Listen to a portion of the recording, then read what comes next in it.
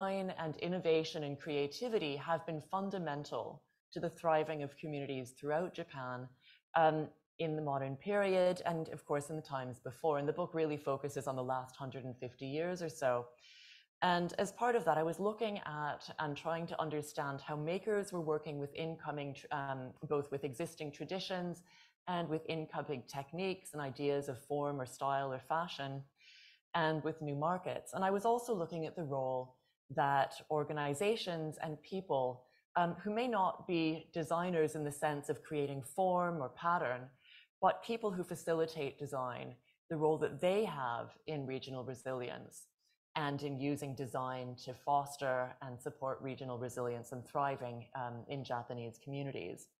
So as I was preparing for this talk and thinking very much about the role of Japan House London, and also my own role as a design researcher, historian, and educator situated outside Japan, I really wanted to focus as much on the creativity of makers in Japan as the creativity of that larger support system, which often goes more invisibly, which often is more invisible, really.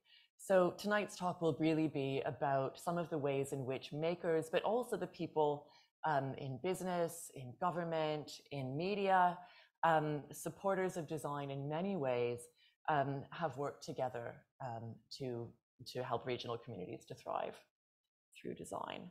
So the concept really here, to reiterate slightly more formally, is that designers working with business people, makers, and local political leaders, often national political leaders as well, and often the same, have used design knowledge and designerly ways of working to support local communities to thrive economically throughout history in Japan, including during turbulent times.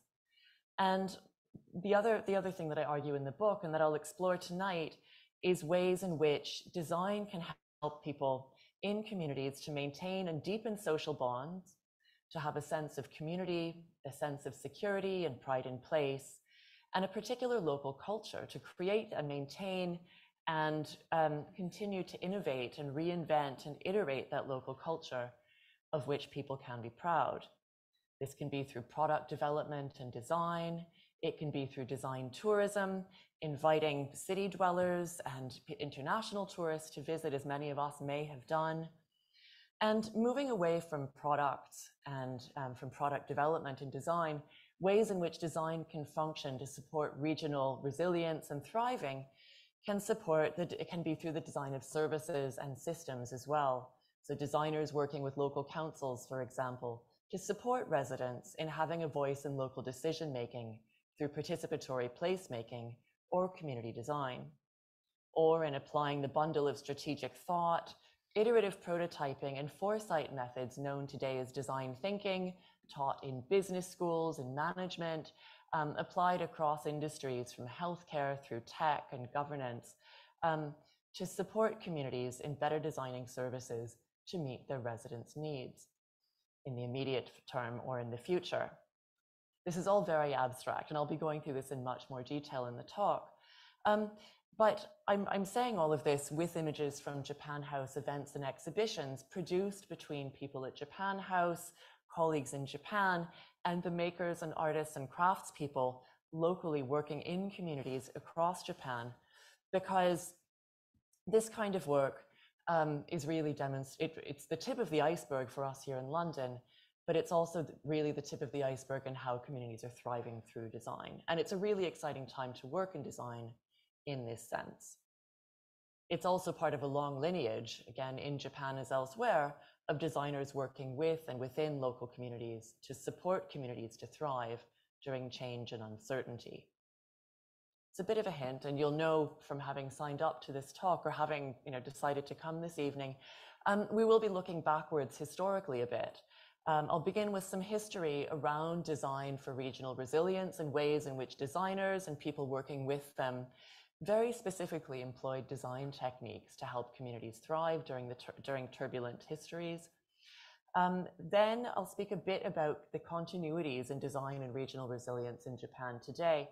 And as part of that, I want to share a current project that I've had the incredible honor to be working on with colleagues in Japan and several other countries across Asia Pacific and here in the UK. And I'll present that project as an example of sort of further ways of thinking about design and new forms of design that again can be supporting community resilience through collaboration and creativity. Then I'll conclude with a few very incomplete thoughts on design and community resilience, and I'm looking forward to discussion with you. So I should say, I lived and studied and worked in Japan from the early 1990s to the mid 2000s on and off, but I've lived overseas for coming on 20 years now. So I can't speak for makers in Japan, nor can I speak as a maker in Japan. I'm also not Japanese. So this talk is really offered as a complement and an extension to the many excellent talks that Japan hosts by makers in all of these areas in Japan. And as I said, it's a bit of a reflection on my own role as a facilitator and someone who works with designers to support community resilience.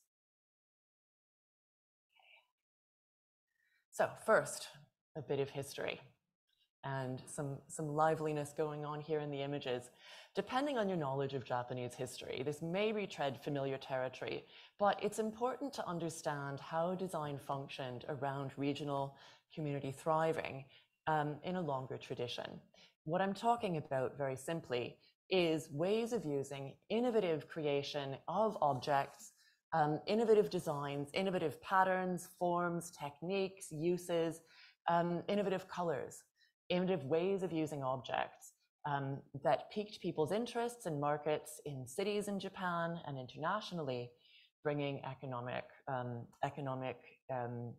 supporting economic livelihoods really in communities in Japan from the 17th, well, for over 1,000 years. And I'll be looking particularly at sort of the role of design in the past 300 or 400 years, because I think we can argue that, and actually the Hida Takayama exhibition is a very good example of the fact that communities working with design to create beautiful products that we can enjoy internationally as well as in Japan have that much longer history. So I won't recount the entirety of Japan's manufacturing history. That would be an eight-week series, and there are books for that purpose. But it's important to know where designers worked in this longer history, and how craft industries with which and in which design happened were integrated elements into social, cultural, and economic fabrics of communities. So you're likely familiar with luxury crafts such as the kimono and the obi of Kyoto and other competitive neighborhoods, thanks to the V&A's wonderful, excellent exhibition. And you're very probably or very possibly familiar with, say, ceramics production in communities around Japan as well. In the early modern period, so from the 17th to the 19th centuries, a rich and complex network of workshops, distribution guilds, and merchants developed to produce goods for national markets in Japan, and of course to export in some instances to key markets overseas, such as Europe. Cities gained artisans making everything from shop signs to decorative armor, tofu, and buckets.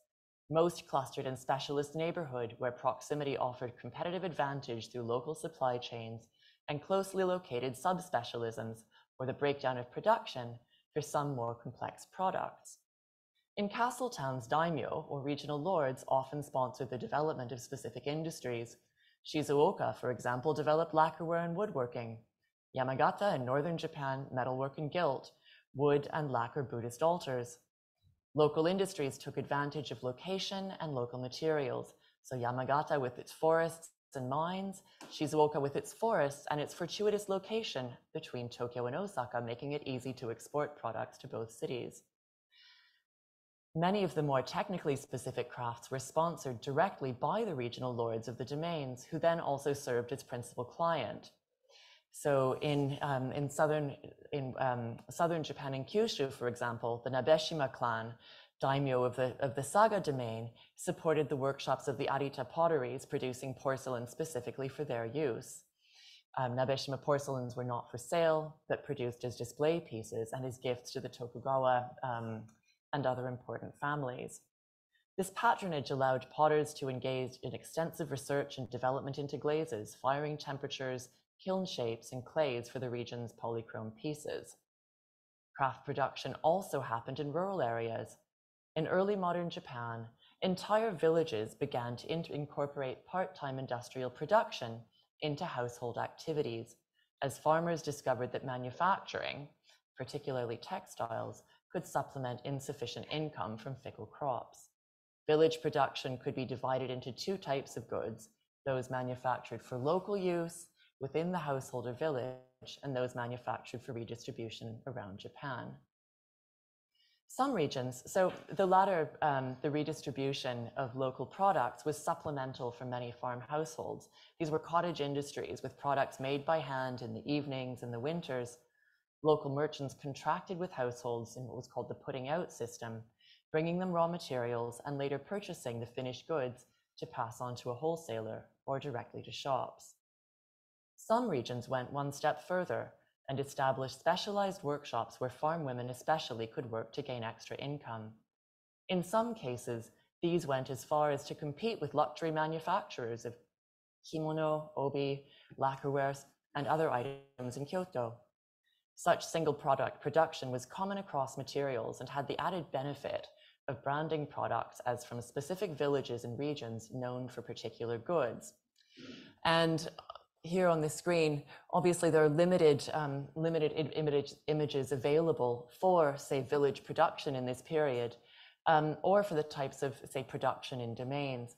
But what we do have is woodblock print series such as these by Utagawa Hiroshida III, which is a series of, so it's a series, the Dainihon Busan Zure, a series of woodblock prints depicting the manufacturing of products, specific local products or meibutsu, in manufacturing locations around Japan, ranging from villages to urban centers. And these are both centers, sort of villages or proto-industrial areas around Osaka.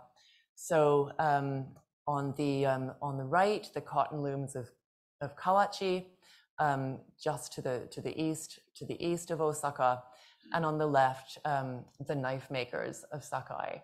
And there's been a lot of research about these types of woodblock prints. Christine Guth has published on them recently in her excellent book about early modern craft and making and creativity in Japan. And many others have also published on them in terms of sort of social history and cultural history and what they can tell us about the role of woodblock prints. But for someone like me who's interested in making, they are incredibly useful as an understanding of, or just as including and as a way to illustrate the ways in which making was understood as local and as part of local communities.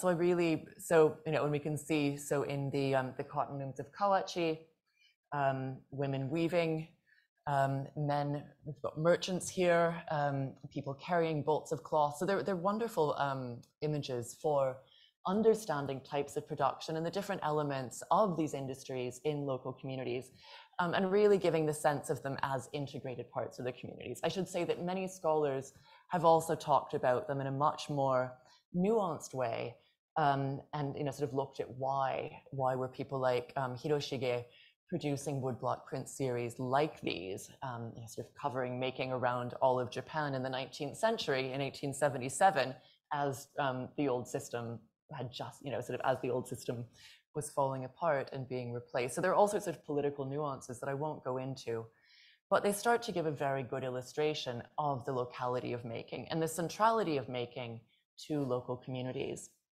Another really useful illustration comes from the British designer Christopher Dresser, who traveled around Japan in 1876, 77, so the same time as these images were printed. Dresser traveled between Kyoto and Nagoya, so similar area, or sort of not quite similar, but so anyways, Dresser traveled between Kyoto and Nagoya as part of his larger journey. And it's a really nice diary in relation to Hiroshige's print series, because Dresser describes passing through villages that were specializing in goods: bamboo flutes, paper leather, bottle gourds, and baskets woven from wisteria vines. And he writes very evocatively about different villages specializing in one product. And for Dresser, there's a great sense of wonder at the beauty and at the specialization and at the extent to which villages' products were, so closely tied to sort of the seasons and to making practices. Of course, things change. And to go back to a little bit of history, probably most of us, if you're here, are very aware of the changes that happened in Japan in the mid-19th century after the Japanese government committed to new extensive trade and diplomatic relations with multiple foreign countries. And as part of this, communities weathered extreme disruption within the domestic economy. So up until the 19th century, there was regional competition between makers, say the wisteria gourd, the wisteria basket makers of one village competing against basket makers of another village in markets in, say, Osaka or Tokyo. But there was a regional trade system established, and a regional production system and distribution, and quite a lot of economic disruption in the 19th century, which my colleague Alexandra Kowalewski at the Institute for Social Sciences in Paris is currently exploring as part of a European research grant. But of course, in the late 19th century, with the arrival of trade deals, with the arrival of unequal trade deals, or unequal treaties, I should say, the treaties bound Japan to accept foreign imports and limited the government's ability to oppose tariffs or quality controls. And this created an immense disruption to Japanese makers, to craftspeople, to designers. So the lack of familiarity with foreign products kept imports low at first, but soon imports of all kinds were flooding the market, their value soaring above that of exports. The result was a trade imbalance and an outflow of Japanese gold and silver reserves. And it wasn't until the 1880s that Japanese exports resurged and Japanese production once again challenged imports in the domestic market. There's been a lot of research into how makers responded in the Meiji period and how they used design and new types of new materials, new forms to try and innovate and capture new markets, including here in the UK. And I really need to cite all of the scholarships that have happened among scholars and curators in places like the Victoria and Albert Museum, and working with the Kalili collection as well here in London, and at the Ashmolean in Oxford as well. But I wanted to, so it feels like I should be telling, go and read, because you really should be looking at these resources. But one example of how designer makers, including of luxury objects, change their products to suit new tastes and markets is these vases. So these are vases produced in Arita, in southern Japan. And they're a really interesting example of incremental design change. So Arita porcelains were known for their beautiful porcelain and for bright polychrome glazes over top, incorporating gilt with quite a lot of use of blue and red, animal motifs and decorative bands. And so sort of historical motifs, many of them from Chinese and Japanese mythology, and from really complex compositions. This is a vase that was displayed in the 1876 Centennial Exposition in Philadelphia. Potters muted their color palette by removing the red and green, but they retained the signature deep blue cobalt and the gold on white. They incorporated a geometrical neck and a base ring decoration and precise finish, all characteristics of Arita work. And they added painted pictorial imagery, lifelike carp and birds in flight, and a milky finish. The result was a vase that was recognizably Arita, but distinctively new.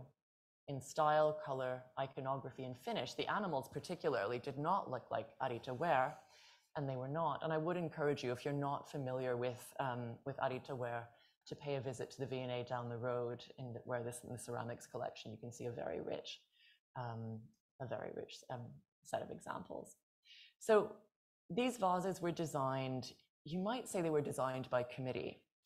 And so the vase was formed, fired, and underglazed in Arita by the Tsuji Workshop in Arita under its 11th generation head, Tsuji Katsuzo. So Tsuji Katsuzo charged with maintaining the workshop's solvency keeping the workshop thriving, being able to pay all of the wages of the workshop and associated subcontractors during disruption. One of his innovations was to, after firing and forming, firing, and underglazing in Arita, the vase was then transported to Tokyo for overglaze enameling by a decorating workshop, the Hyochien workshop. And this had been established by a man named Kawahara Noritatsu in 1873 for the express purpose of decorating export ceramics. The Hyochien workshop had emerged from a ceramics experimental workshop established to produce work for the Vienna World's Fair in 1873, and it specialized in the enameling of Western-style realist scenes into ceramics from other Japanese kilns. Significantly, it offered not only new designs, but a new production system to adapt to market demand for novelty. And I realize I'm giving you a slightly fragmented and partial story about design and innovation, because there's a much more detailed story which I could be telling you about designers in kilns, designers in textile firms, so masters in these firms working with their inherited designs, working with new designs circulating in pattern books, and coming up with innovation. But what's really interesting to me about these vases is that the production system changed as well. So it was a new way of thinking about how designers could work together for the production of objects. And obviously this was for a new market, or a much expanded market overseas as well. Okay.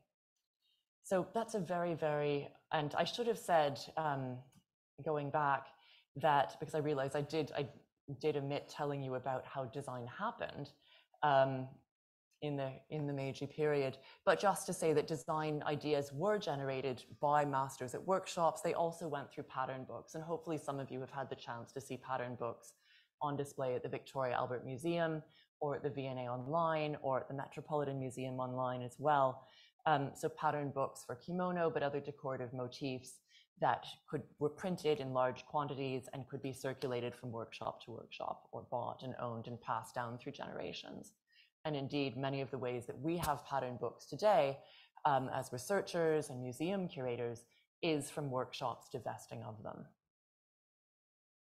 Okay, I want to talk a little bit about design promotion, and just to say that the late 19th century obviously was a very difficult time for Japan, for Japanese local industries.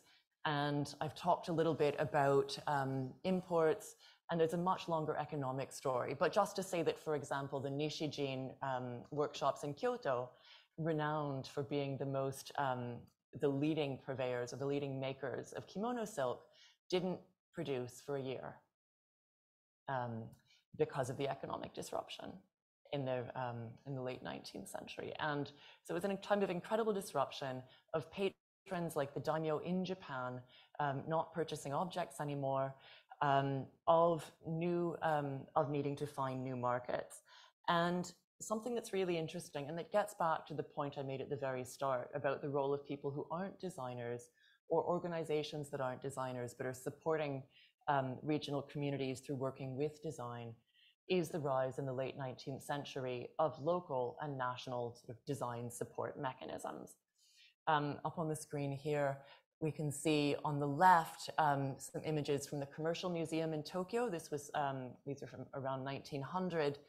And on the right, these are the product exhibition hall in Shizuoka, a fairly large city between Tokyo and Osaka on the main island of Honshu. The product exhibition halls were part of a much larger system that involved the education of makers, of students as makers to be, of marketers, of distributors, the widespread education of people's design taste. And they're looking very much at systems like the South Kensington system in the UK, and at the way that the South Kensington system was adopted in cities like Austria. But the result is an incredible network of product halls, design advisors, design advising publications, schools, competitions, and other infrastructure to help local manufacturers innovate in their designs, partly by bringing in innovative new products, and also by holding things like benkyokai, or study groups, where people would get together and sort of debate and discuss new techniques. So the product in the book, I love talking about product exhibition halls, and I go into great detail about visitor numbers and sort of the evaluation of the effectiveness of product exhibition halls, because they're a really interesting example of local businessmen and designers and workshop owners and the heads of industry associations coming together with care for their communities to try and create organisms that are larger than one workshop or an industry association to help the community thrive. And they're very much not just around helping workshops to keep thriving economically, but about holding the communities together as well. So creating, maintaining the cultural bonds, maintaining the social bonds of the communities. And they do this, so there are sort of exhibitions, as I've said, there are study groups, they bring in, visitors can come, they can do sort of trade transactions in them, and these are really the predecessors in many ways of the kinds of, sort of like prefectural souvenir halls or prefectural shops or prefectural design initiatives that we can see in many places in Japan today. And so it may not seem like, sort of beautiful examples of workshop owners, but these are very much, and like I said, I go into this in detail in the book, these are examples of people coming together and understanding the power of design in a more communal way. Other examples of this kind of work, this time from the national government, include product reports. So members of the Ministry of Agriculture and Commerce traveling the world from the 1870s onwards, looking at products, looking at product design innovation, both in potential markets and amongst potential competitors. And it's not just the Ministry of Agriculture and Trade and Commerce. Their travels are reasonably well known. This is just an example of the Survey of Craft Industry Product Designs in Qing, China, which is a fantastic book and goes into great detail about the different kinds of design innovation, the different technical innovations, where they're sold, and what Japanese designers and Japanese workshop owners need to do in order to sell products in China and also to compete with Chinese exports. And another I guess two more interesting points about these. One is that it's not just the civil servants from Tokyo traveling. Cities like Tokyo and Osaka and Kyoto are also sending over delegations. And those from Kyoto, again, have been researched, and there's fantastic research about Kyoto silk weavers going to Lyon, for example, and bringing back jacquard looms to prompt technical innovation in the kimono industry in Kyoto. But again, the archives tell us that cities like sort of senior civil servants and business leaders and designers in places like Osaka as well were sending trade delegation or design, they're really sort of design scoping delegations internationally with great regularity in the 1880s and the 1890s. And the other interesting point about that is that it's not just Europe. So I've given you this example because it starts to make that point, but the trade delegations are looking at Australia, they're looking at Argentina, they're looking at New Zealand, they're looking at colonial India, they're looking at a much wider range for markets and competitors alike. Part of the system, of course, is also design education at a variety of levels, from the elite schools like the Tokyo School of Art, where students studied Nihonga. This is one of my favorite images ever because there are live chickens in the center, so it's life drawing. And when I was a student at Musabi, we did have chickens and that were running around because of life drawing, because of this tradition of life drawing. But it was also part of this system that I'm talking about of workshops and people in industry and government coming together is around education for apprentices as well, and thinking about what kind of supplementary education might apprentices need in these rapidly changing conditions. Education for women is also part of this. This is my other favorite image to do with education, because it's about girls learning furniture design and furniture making in Kyushu in the 1930s. And it's from a fantastic textbook for furniture design and making. So there's a lot of, I I could talk for hours about sort of the design support system and the way that people understood design. So people working as designers, people around them, understanding design as a way to, very simply, keep businesses afloat, keep people fed, keep communities from disappearing during the economic turbulence of the modern period. And underneath that, of course, is the creativity of designers and makers. This is part of all of this infrastructure, of course, was national expositions, industrial expositions held as part of the national efforts to increase production and promote industry, held 5 times between 1877 and 1903 in Tokyo, Kyoto, and Osaka, and then replaced by a variety of other exhibitions, including one called Noten, which very specifically had a design competition for design drawings from 1912 or so. And a principal goal of these expositions was to improve the quality by showing off the quality of products and by imbuing producers with a sense of competition and a slight sense of fear that your products wouldn't measure up and that you might get a bit of sharp criticism. So they were intended partly to showcase products or to select products for export or for showing in World's Fairs and as preparatory events for Japan's participation in World's Fairs.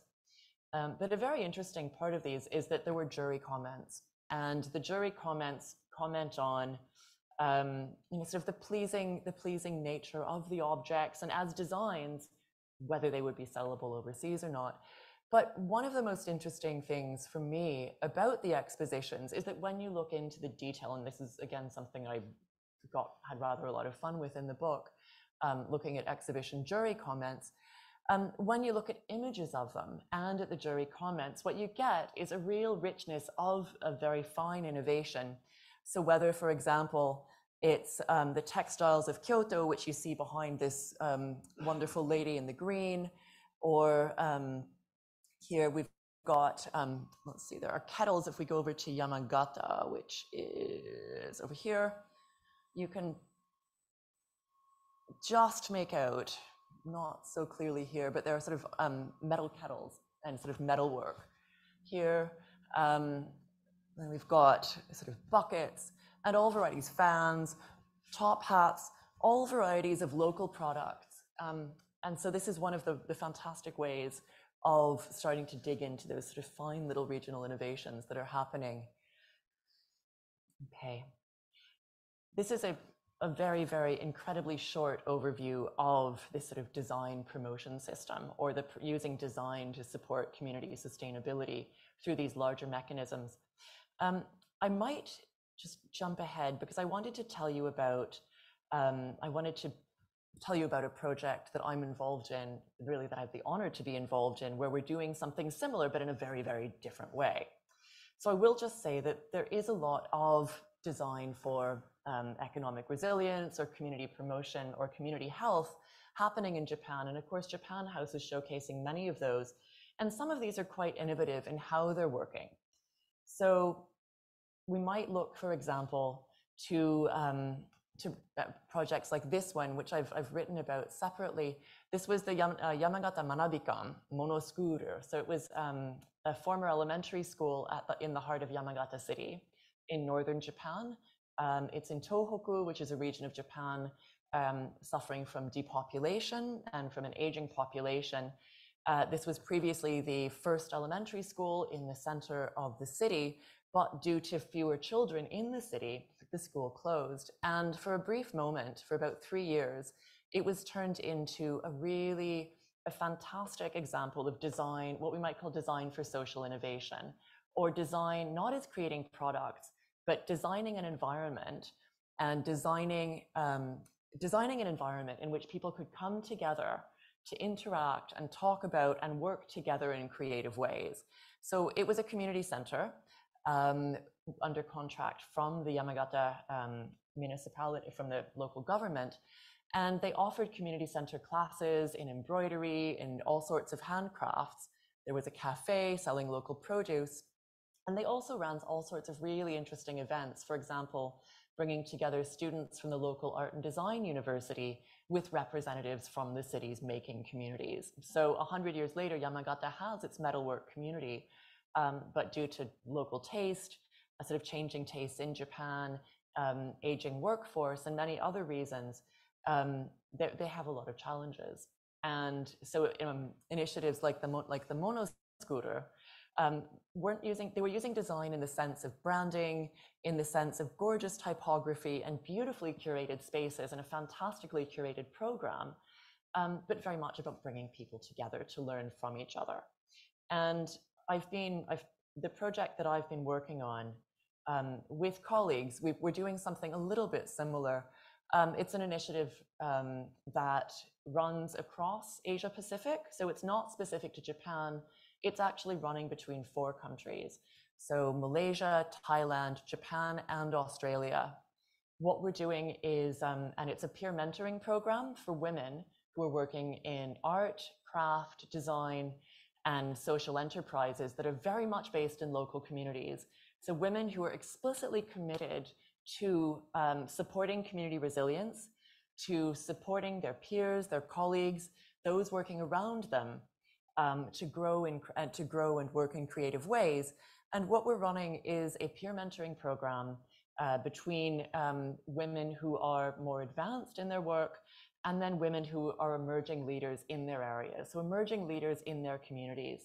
Some people are craftspeople working in lacquerware, contemporary art, community curation, or arts for supporting artists with disabilities. So it's a really wide range of practitioners. And as I've said, it's running across 4 countries. So people are meeting across cultures, across languages, across all sorts of national barriers and cultural barriers to learn from each other about their practice and about how they creatively support their communities. And I'll just close. We started off with a gift exchange, just to give you a sense of what we're doing. We started off with tea and snacks because we're running this at distance, obviously, partly due to the pandemic, but also because we're running sort of across in a transnational way. We couldn't come together, and the mentors and mentees can't meet in person. So we're working through Zoom and Microsoft Teams and online in various formats, depending on people's local preferences. And we started off with tea and snacks and a chat, because what do you do when you meet someone? You sit down for tea and snack and you chat with each other. And we posted people different snacks from the different countries. And I love this quote in the middle, it's going to be a great program when your mentors incorporate gifting snacks. That's from Armani, one of the mentees. And the gift exchange then went into making. And it was making that the gift exchanges are happening now, really sort of 6 months into the project, because mentors and mentees were starting to get to know each other, to develop relationships, learning from each other and understanding each other's ways of working creatively and with design in their communities. And now they've been posting each other or sending each other videos or posting each other craft.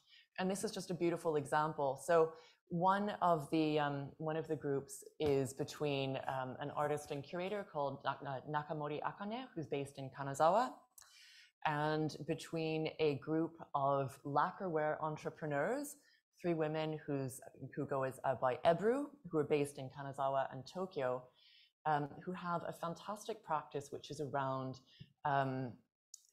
using traditional Kanazawa lacquerware and other techniques like marbling, which you can see here on the envelopes, to make modern technology. So things like earbuds for listening. So they're incorporating cutting edge technology and local craft technicians, which they learned themselves as emergent craftspeople in Kanazawa. So they've posted those to Akane and to the other mentee, who's Amanda Ho, who's based in Melbourne, who is an architect turned weaver.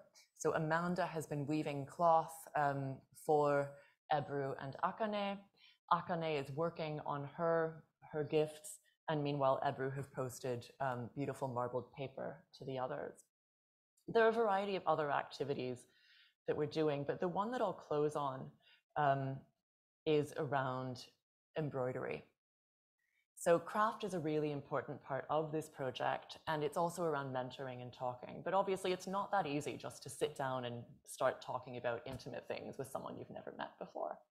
So one of the people in the project, Saya Shimizu, working with the artist Tsuda Michiko, who had spoken at Japan House, created a series of, she's prototyping a sort of a way of doing mentoring, which is very much bringing in craft tradition and women's craft tradition around embroidery with peer mentoring and ideas of peer mentoring. So she's adapting the idea of peer mentoring into a very local practice. So it's embroidery.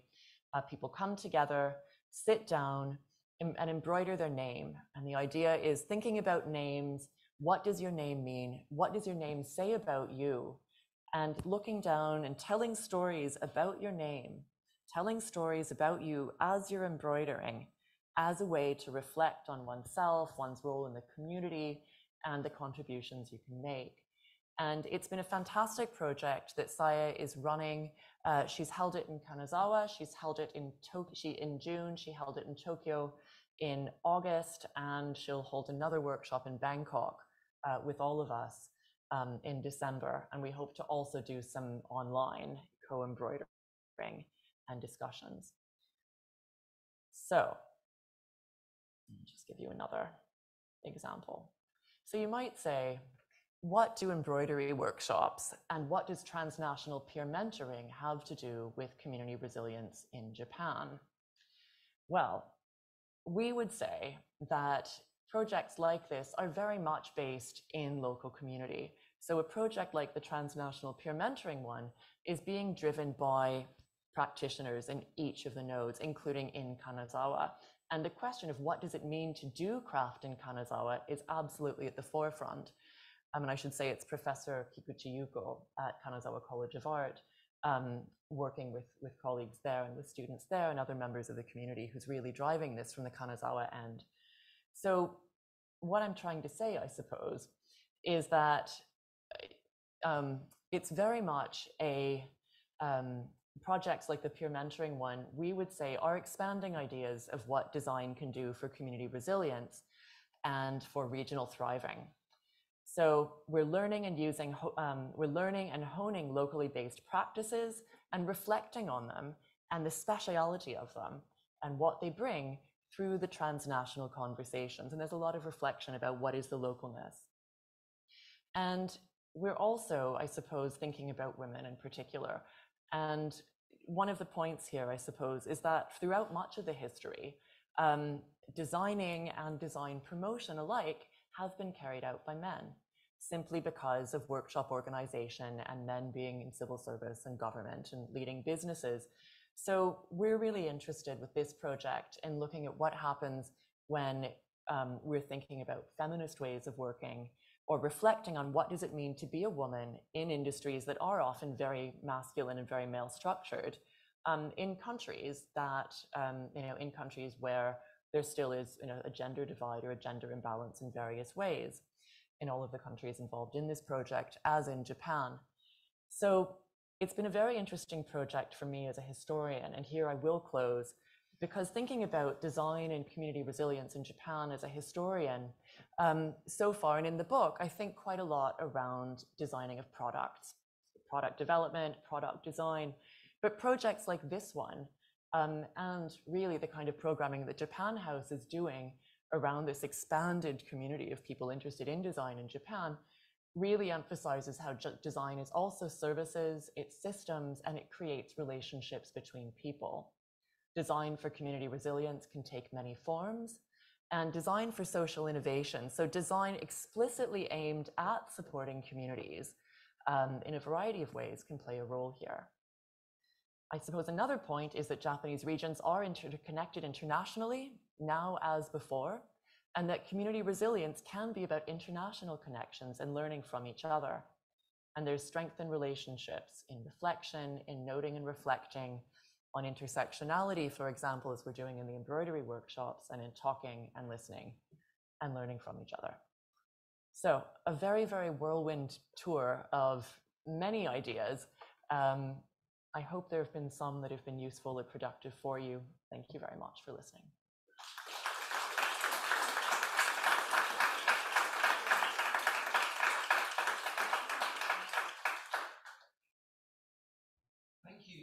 very much, Professor Teasley, Sarah. Thank you very much indeed. We have some time for some questions from those of you online, and also from anybody here in the audience. But first, I just wanted to ask, if I may. Thank you so much for such an interesting and in-depth talk. You say it's a whirlwind, but there was so much in there.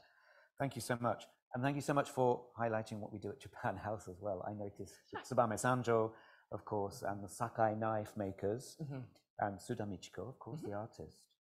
One thing that struck me when I was, in fact, able to visit Tsubame Sanjo was the social innovation that takes place around design. There was a primary school, which had, of course, become not a primary school any longer, and was being used as a place for a hub for creativity, a social restaurant where breakfast could be served every time people went to the local market, and everything. Is this something, I hadn't come across this, particularly in this country, maybe I hadn't been adventurous enough. Is this something that Japan is able to offer? Able to offer is a really good way of putting it. No, that's a fantastic question. And I could say, I do feel like this talk was about six talks in one, and there would be, what I really wanted to do was, and I suppose sort of respecting the Japan House talks around sort of makers presenting their work, and I really didn't want to talk on behalf of others, or I wanted to let people tell their stories in their own words. So I wanted to focus on the ones that sort of I've been involved with or that are more historical. But there are fantastic examples, like you say. So I mentioned the Yamagata Manabikan, which was really short-lived, but absolutely brilliant. And then, of course, Tsubame Sanjo and everything that's happening there.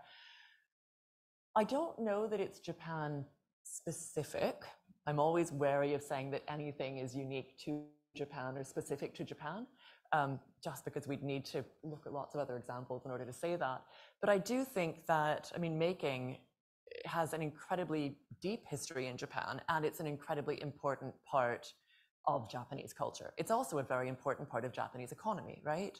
And so if we think about industrialization and deindustrialization, industry, making, and craft as part of that are core in so many ways to Japan today, right? Economically, socially, culturally. And that's, very much around sort of the country image as a whole, but it's also around, and, sort of, I think, shared national values around craft and around sort of the beauty of everyday things, which get remarked on when people visit Japan. But then these are also making communities, right? And I think one of the things I was trying to say today is that these are coming from communities, right? These are around, not just getting by, but doing well and having pride in your work. And there is hundreds and hundreds, in the case of Hirotagema, 1,000-year history of communities doing this, of families doing this, and of families moving away, maybe, or stopping working, but of other people coming in and being attracted to those stories and that culture. So I think in that sense, that sort of communities based in or committed to particular types of craft do breed projects, or breed isn't the right word, but make it, sort of make it feasible, or no, they are. I will use breed. They are fantastic crucibles for projects like the social innovation to emerge. Right? That's sort of a roundabout answer. But if I think about, the embroidery project that our colleagues on the peer mentoring project are doing, that's very much come out of their questioning of what does it mean to do craft in Kanazawa now? What does it mean to do making in Kanazawa now? And in their case, as women in Kanazawa, how do they take these, these traditions forward? How do they use them in ways that they see as important, for the mental health and the mental well-being and the emotional well-being as well of the community? So it's not just economic, it's sort of what is their role as people who are committed to the community, and where can they go with it? Very long answer, but is that? Yeah, thank you. Thank you very much. Do we have any questions in the audience at all? We have one question here. If you could wait for the microphone, please, which will just come to you, so that everyone can hear. Thank you. Some of us may have come across the term national treasure. It would be helpful if you could perhaps explain briefly what it's about Mhm. and the effect that it has on design resilience in Japan? Okay. No, that's a great question. I'll think about how to answer it as concisely as I can. So there is, I mean, this would be a 12-week lecture series, or a mini series or something to go into great deal, or a 424-page book to explain sort of the entirety of craft, design, promotion, resilience. But the National Treasure System was set up in the late 19th century as one of the initiatives to keep craft traditions thriving and to keep the very, very finest of craft traditions as identified in Tokyo. So it's a designation for people whose skill, who embody the finest of craft making. And it's a tradition. It's a system that others know more about than me, but that is difficult in some senses because it is very specific.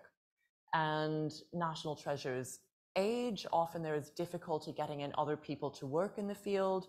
Sometimes the products that are made are not of interest to markets anymore. So consumers don't want to buy them, or they're terribly expensive, or the people who are interested in buying them are aging.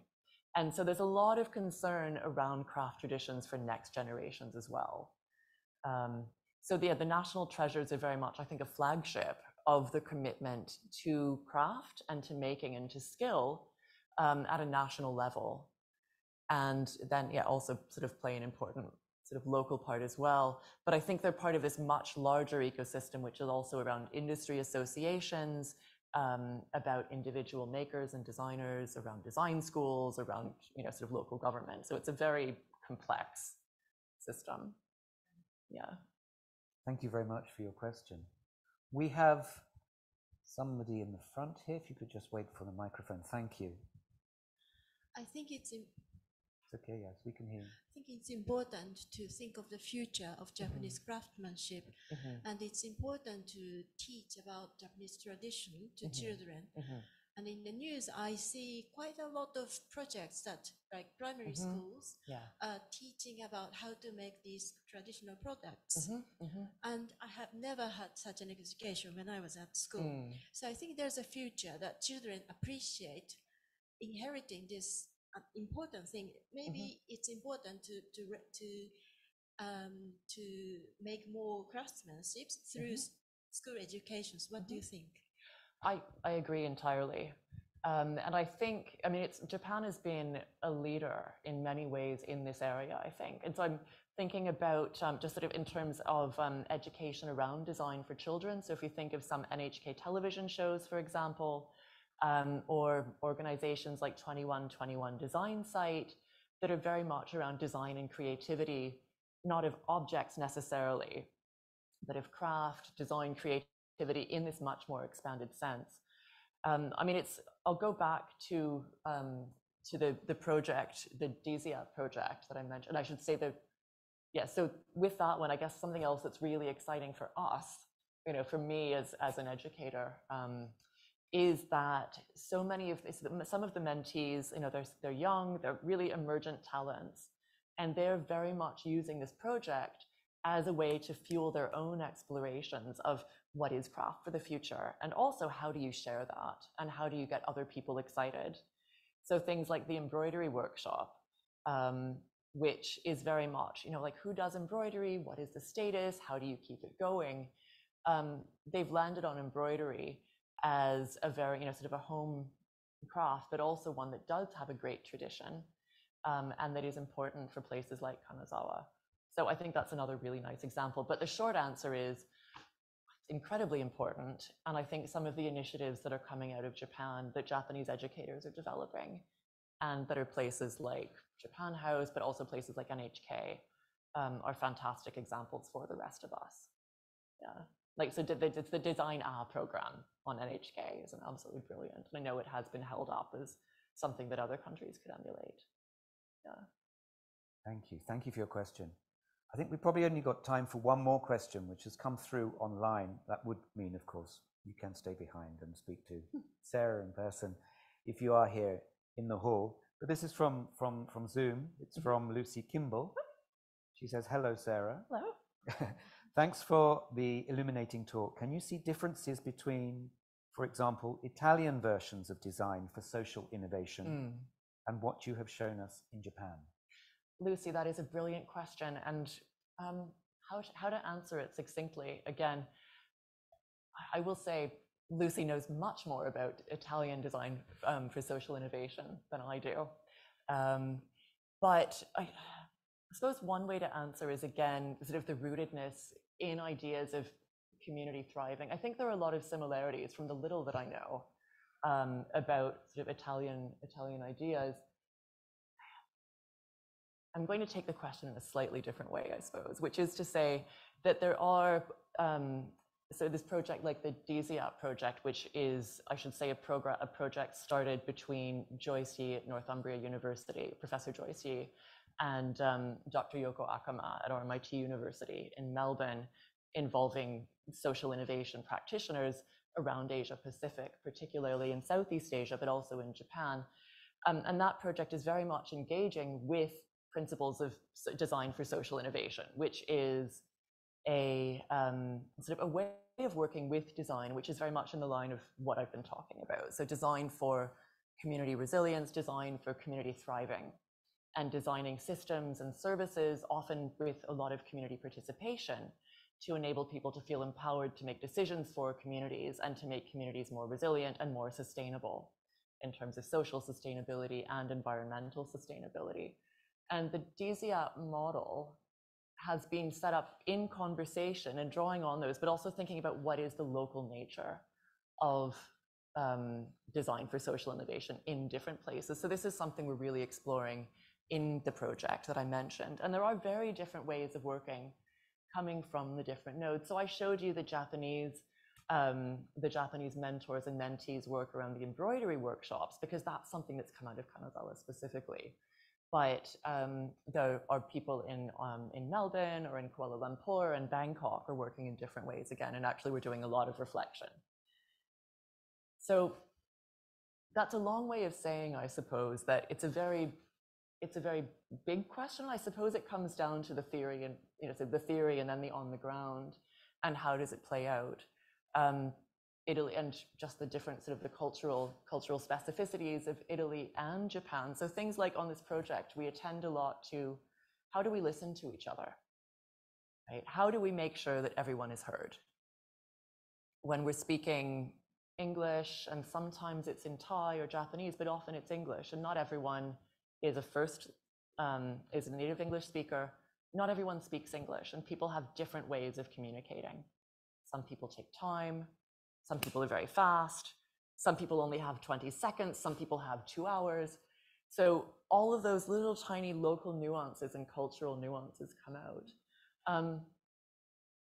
And I suppose a commonality, and I will hope to get to talk about this in greater length, but a commonality is then that coming out of local culture and that attentiveness to sort of local ways of being, local ways of relating, which is very much at the heart of Italian design for social innovation by people like Ezio Manzini at the Politecnico di Milano, and many people around the world now. But it's that sort of, the commonality, I will just say, is that attentiveness to local relations and what does it mean to work together in social innovation in very specific local communities, rather than as a theoretical idea that sort of floats above but doesn't engage. Long answer again. No, thank you. Thank you very much indeed. And thank you for your question on Zoom. Unfortunately, that's all we have time for this evening here. Thank you very much. The one thing I am going to take away from this is that, the idea of transnational social innovation and the peer mentoring system that you mentioned here is totally embedded in the local community. How we should respect that. And I hope at Japan House we are able to continue to show these kinds of projects in the future as well. So thank you very much indeed. It's been extremely interesting. Thank you very much. If you'd like to join me, please, in thanking. Thank you. Thank you all. Thank you very much, Sarah. Thank you very much, everybody here in the hall and also online. If you'd like to listen to today's talk again, a recording of the event will be archived on Japan House's YouTube, Facebook, LinkedIn, and Twitter platforms. And following today's event, we will send you a simple form for your feedback by email. We'd be grateful if you could fill this in with your comments so that we continue to hold events like this here in the future. I will give you a run through what we are going to show at Japan House. Here we have the current the next exhibition that is coming up here at Japan House. Thank you very much for mentioning it, Sarah. The Carpenter's Line Woodworking Heritage in Hida Takayama. That starts on the 29th of September. We're very excited to be working with a number of partners, and especially those in Takayama City in Gifu Prefecture. We have on Thursday, if you would like to come again, Courts and Culture, Treasures from the Royal Collection, a talk with the curator of the current exhibition at the Queen's Gallery in Buckingham Palace. We will continue with the Architecture for Dogs Roadshow.